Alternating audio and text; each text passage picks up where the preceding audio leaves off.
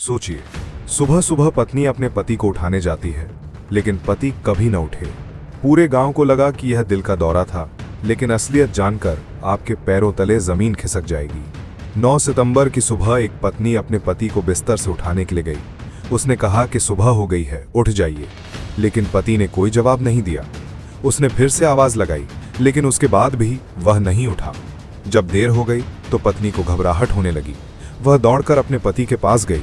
उसने बार बार अपने पति को जगाने की कोशिश की, लेकिन अफसोस, उनकी सांसें हमेशा के लिए थम चुकी थीं। अब अचानक गांव में हुई इस घटना से हर कोई हैरान था। सब यही सोच रहे थे कि एकदम ये सब कैसे हो गया। पूरे परिवार का रो रो कर बुरा हाल था और फिर पूरे रीति रिवाजों के साथ उनका अंतिम संस्कार कर दिया गया। लेकिन अंतिम संस्कार के कुछ समय बाद 12 साल की एक बच्ची बेहद उदास रहने लगी। दरअसल मरने वाला व्यक्ति उसका रिश्ते में सगा चाचा था और शायद वह अपने चाचा से बहुत ज्यादा प्यार करती थी। वो किसी से कुछ नहीं कह पा रही थी, बस घर के एक कोने में बैठकर गुमसुम रहने लगी।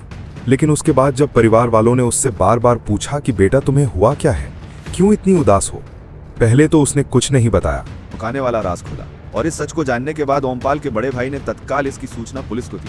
सूचना मिलते ही पुलिस कुछ ही देर में ओमपाल के घर पहुंची और सबसे पहले ओमपाल की पत्नी प्रीति को हिरासत में लिया और उसके बाद ओमपाल के सगे भतीजे यानी कि उसके ताऊ के बेटे अभय को हिरासत में ले लिया गया और फिर इन दोनों से पूछताछ शुरू हुई। शुरुआती पूछताछ में पुलिस ने इन दोनों से कई सवाल किए, लेकिन जब इन्होंने पुलिस को गोलमोल जवाब देना शुरू किया तब पुलिस ने सख्त रवैया अपनाया और तब जाकर इन दोनों ने एक ऐसा सच बताया जिसे सुनकर हर किसी के होश उड़ गए।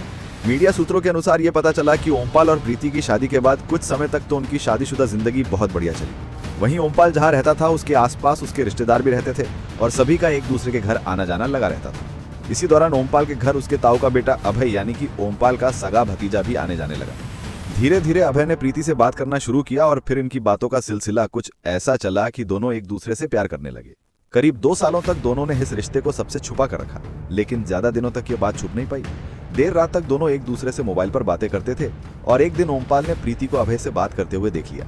जल्दी उसे पता चल गया कि इन दोनों के बीच क्या चल रहा है। उसने अपनी पत्नी से कहा कि ये सब अभी के अभी बंद करो, ये सब बिल्कुल भी ठीक नहीं है। ओमपाल ने अपनी पत्नी को कई बार समझाने की कोशिश की, जिसके चलते इन दोनों के बीच कई बार विवाद भी हुआ, लेकिन प्रीति ने अपनी हरकतें बंद नहीं की। और फिर जब पानी सर के ऊपर चला गया तब ओमपाल ने प्रीति का घर से निकलना बंद कर दिया और इस वजह से प्रीति अपने प्रेमी से मिल नहीं पा रही थी।